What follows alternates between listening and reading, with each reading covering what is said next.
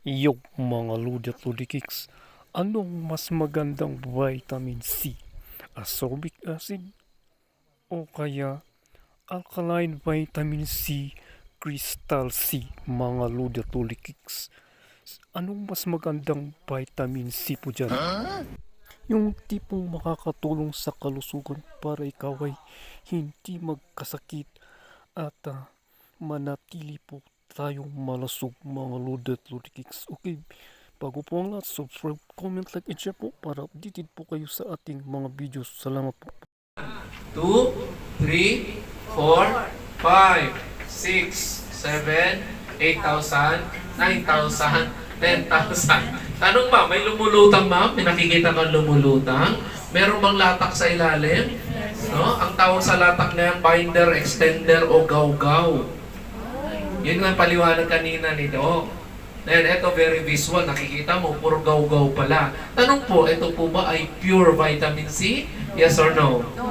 Hindi siya pure. Bakit? May kasama siyang ibang mga particles. Tama ba? So, yung crystal seal natin is 100% pure po ito.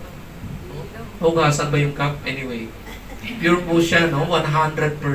So, pag pure siya, mas mapapakinabangan ng ating katawan. Alam niyo po ba, pag ininom mo si Crystal C, 95% absorbed by your blood.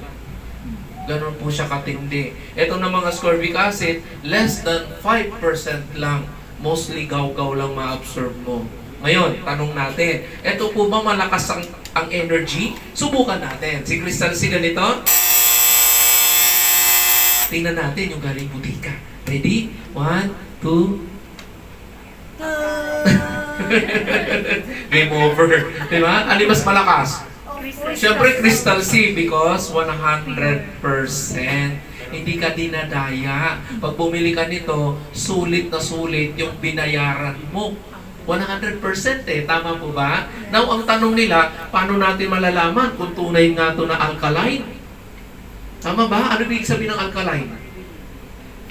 The word means non-acidic. Ano ulit ang alkaline? Non-acidic. Pag narinig nyo alkaline, non-acidic, no? So ngayon, ito ascorbic acid. Okay, mga Lodi at Lodi Kicks, nalaman po natin kung ano ang pinakamagandang vitamin C. So alam na po natin kung ano ang vitamin C na ititake po natin para tayo ay makaiwas sa sakit at manatiling malusog po mga Lodi at Lodi Kicks.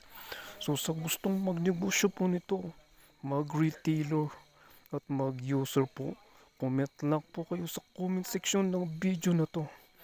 At ito po, subscribe, comment, like, and share po para updated po kayo sa ating mga videos. Salamat po!